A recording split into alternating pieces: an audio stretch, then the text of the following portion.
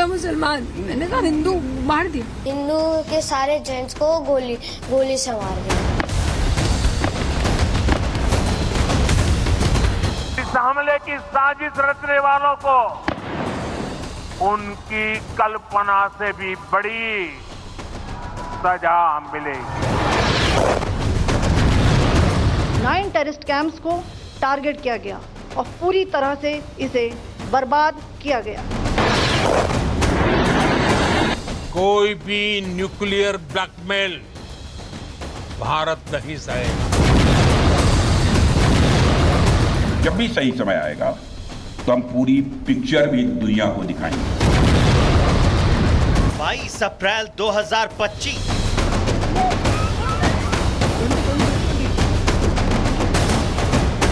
यही वो तारीख थी जब आतंकवादियों ने पहलगाम की बैसरन घाटी में खून की होली खेली। दोपहर करीब 2 बजे जब टूरिस्ट का ग्रुप घाटी में छुट्टियां मना रहा था, वीडियो फोटो शूट कर रहा था, उसी वक्त 3 से 4 आतंकी जंगल की ओर से आए, धर्म पूछा और अंधाधुंध गोलियां बरसाने लगे। पहली गोली करीब 2:20 पर चली। शुरुआत में किसी को समझ में नहीं आया कि क्या हुआ है। देखते देखते 26 पर्यटकों की जान चली गई और कई घायल हो गए। उसने उसको गोली मार दी। यहाँ पे उसने बोला कि शायद मुस्लिम ही है, उसने उसको गोली मार दी। अहमदाबाद के ऋषि भट्ट उस वक्त जिप लाइन राइड कर रहे थे, अपना वीडियो बना रहे थे, लेकिन उसमें गोली लगने के बाद जमीन पर गिरते लोग भी रिकॉर्ड हो गए। कुल 13 मिनट तक फायरिंग हुई और बैसरन घाटी खून से लथपथ हो गई। हमले के कुछ ही घंटों बाद गृहमंत्री अमित शाह ने श्रीनगर का दौरा किया। आतंकियों ने जहां खून की होली खेली, वहां भी पहुंचे, पीड़ितों से मुलाकात की, सीआरपीएफ और पुलिस सहित सुरक्षा अधिकारियों के साथ बैठक की, आतंकिस्तान को सीधा संदेश दिया। निर्दोषों के कत्लेआम की जानकारी मिलते ही पीएम मोदी सऊदी अरब का दौरा बीच में छोड़कर देश लौट आए। आतंकियों के खात्मे और दुश्मनों को सबक सिखाने के लिए पीएम मोदी की अध्यक्षता में सीसीएस की बैठक हुई। इसमें पाकिस्तान की कमर तोड़ देने वाले बड़े फैसले लिए गए, जिसमें सिंधु जल समझौता रद्द, अटारी वाघा बॉर्डर तुरंत बंद, पाकिस्तान के लिए सार्क वीजा स्कीम बंद और पाक उच्चायोग में कर्मचारियों की संख्या घटाना शामिल था। अब आतंकियों की बची खुची जमीन को भी मिट्टी में मिलाने का समय आ गया है। देश के ऊपर आंख उठाने वालों को मुंहतोड़ जवाब दूं।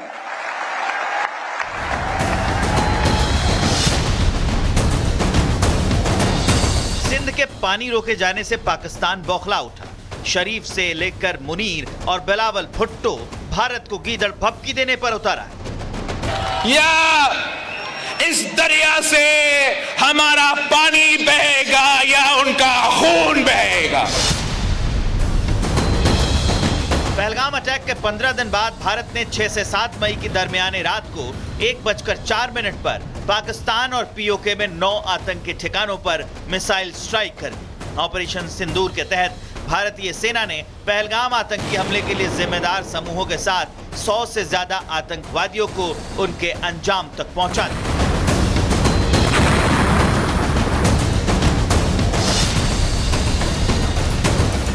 आतंकिस्तान की तरफ से भी भारत के शहरों को निशाना बनाने की भरसक कोशिश की गई, लेकिन भारतीय एयर डिफेंस सिस्टम ने सभी ड्रोन्स को आसमान में ही तबाह कर दिया।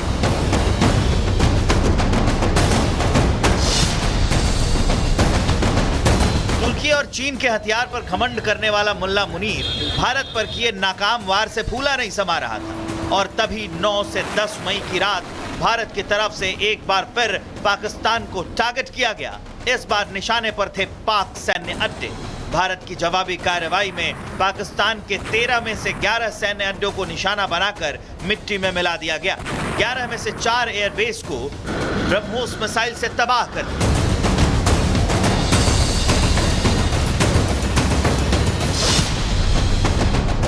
एक तरफ भारतीय सेना पाकिस्तान को उसी भाषा में जवाब दे रही थी, तो दूसरी तरफ सीज फायर का उल्लंघन करने पर बॉर्डर पर तैनात जवान पाकिस्तानी चेकपोस्ट को तबाह कर रहे थे, जिससे घबराया डरा पाकिस्तान अब थर थर कांप रहा था। शहबाज कटोरा लेकर दुनिया के कई देशों में सीज फायर के लिए गुहार लगाने निकल चुके थे, लेकिन भारत ने स्पष्ट कर दिया कि सीज़फायर तभी होगा जब पाकिस्तान के डीजीएमओ भारतीय सेना के डीजीएमओ से सीधी बातचीत करेंगे। उसके बाद पाक सेना की कॉल आई तो भारत ने सीज़फायर पर सहमति दी, लेकिन साफ कर दिया कि यह तो महज ट्रेलर था।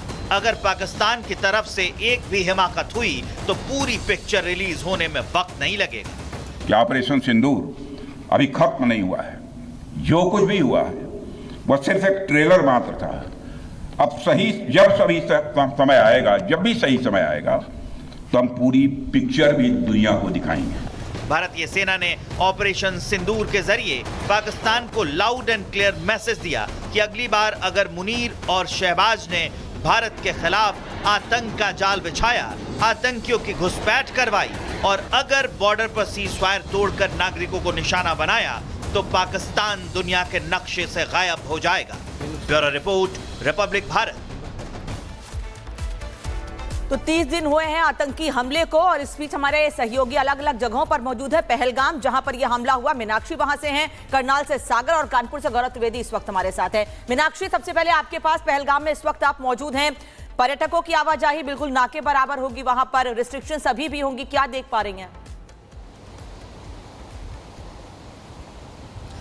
बिल्कुल, जैसा कि आपने कहा, क्योंकि 1 महीना पूरा हो चुका है, ऐसे में कहीं ना कहीं जो पर्यटकों की आवाजाही है वो थोड़ी कम नज़र आ रही है, क्योंकि लोग नीचे श्रीनगर तक आ रहे हैं और श्रीनगर से वापस लौट जा रहे हैं। हालांकि कुछ टूरिस्ट ग्रुप हैं जो यहाँ तक आ भी रहे हैं, लेकिन बैसरन घाटी की अगर हम बात करें तो कई ऐसी जगह हैं जिन्हें बंद कर दिया गया है। बैसरन घाटी को भी बंद कर दिया गया है और उसके बाद तमाम जो चेक पोस्ट हैं वो बनाए गए हैं। सुरक्षा व्यवस्था यहाँ पर और भी ज़्यादा बढ़ा दी गई है और अभी भी इस पूरे मामले की जाँच चल रही है अनामिका। और कहीं ना कहीं टूरिस्ट आना चाहते हैं, लेकिन मन में थोड़ा सा डर बैठा हुआ है। हालांकि लगातार टूरिस्ट की तरफ से यही कहा जा रहा है कि हम पूरी तरीके से सपोर्ट करते हैं कश्मीरियों को और हम यहाँ पर आएंगे, घूमेंगे। और एक मजबूत जो एक दृढ़ इच्छा शक्ति है साफ तौर पर दिखती है। यहाँ पर करनाल से सागर भी हमारे साथ लाइव जुड़ चुके हैं। करनाल से सागर हैं और सागर जो स्थिति है उसमें एक बदलाव दिखता है, शांति दिखती है, लेकिन कश्मीर जाने वाले जो श्रद्धालु हैं, जो लोग हैं जो कि कश्मीर जाते हैं, वो जो अपने फीलिंग्स को लेकर वहां जाते हैं और ऐसी घटनाएं हो जाती है। हम ये जानना चाहते हैं अभी हालात क्या हैं।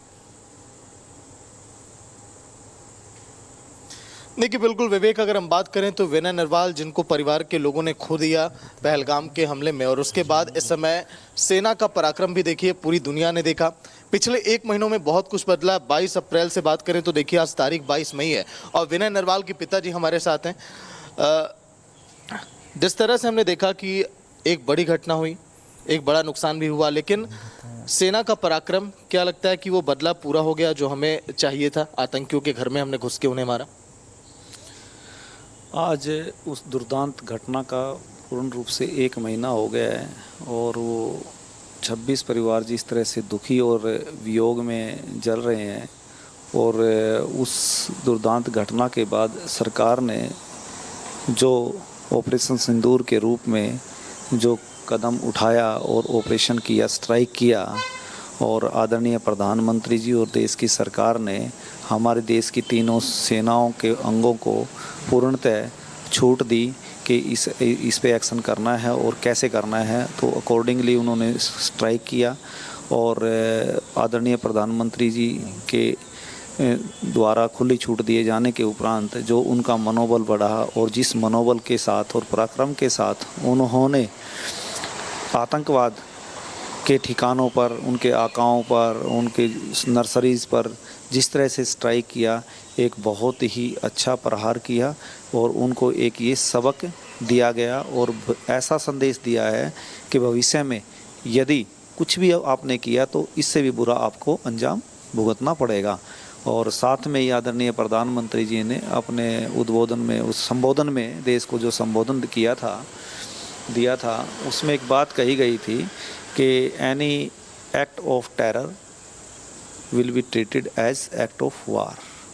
तो ये बहुत ही अच्छा किया और ये आतंकवाद को पनपाने में, पालने में, पोषने में, बड़ा करने में, उसको हवा देने में, सिखाने में, अमली जमा पहुंचाने वाले जो हमारे पड़ोसी देश हैं, जो पाकिस्तान है, तो उसको एक कड़ा संदेश दिया कि आप अपनी आदतों से बाज आए ना आए, पर तुझे ये भुगतना पड़ेगा इसका अंजाम, छोड़ेंगे नहीं हम आतंकियों को।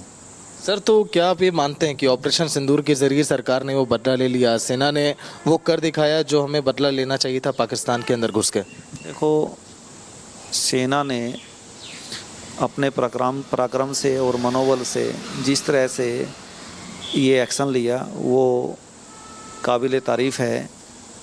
और जहाँ तक बदले की भावना है कि बदला लिया गया कि नहीं लिया गया, एज ए नेशन, राष्ट्र के तौर पर हमने बिल्कुल सही कदम उठाया और सही किया। बट इंडिविजुअली देखा जाए, मैं अपनी बात कर सकता हूँ कि इसमें मेरे साथ और मेरे परिवार के साथ क्या हुआ है, और ये वियोग एक दिन का नहीं है।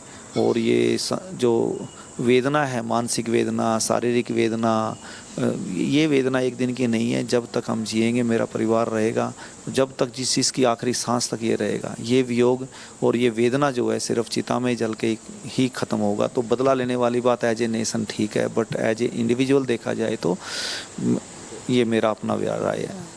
धन्यवाद सर। फिलहाल आप सुन रहे थे विनय नरवाल के पिताजी को, जिनका ये कहना कि सेना ने कर दिखाया, ऑपरेशन सिंदूर के जरिए हमने बदला भी लिया। सरकार का भी जो कदम है वो काफ़ी साहसिक है और ऐतिहासिक है। सीधे कानपुर चलेंगे जहां पर गौरव हमारे साथ जुड़े हुए हैं। गौरव जी बिल्कुल, आपको बता दें, ऑपरेशन सिंदूर की अगर बात की जाए तो जिन निहत्ते जो कानपुर से लोग ट्रैवल कर रहे थे, किस तरह से जो अशान्या है, इनका जो सिंदूर है वो छीना गया था। मैम, कैसे देखती हैं, सेना ने कर दिखाया है, बदला लिया है, कैसे देखती हैं इस पूरे? सर, जितने भी हमारे आर्म फोर्सेस हैं उन्होंने बहुत अच्छी तरीके से अपना ऑपरेशन सिंदूर को किया था। 9 अड्डे हमारे खत्म किए थे उन्होंने आतंकवादियों के, और इसके बाद भी मैं रोज ही आए दिन न्यूज़ देख रही हूँ कि कभी कुछ टेररिस्ट अटैक हुए, जो हमारे शायद हिंदुस्तान में पल रहे आतंकवादी हैं उनको खत्म किया जा रहा है। हर दिन नया कुछ ना कुछ आता है, हर दिन कुछ मतलब इंफॉर्मेशन उनको मिलती है, उसके रिगार्डिंग वो वर्क भी कर रहे हैं।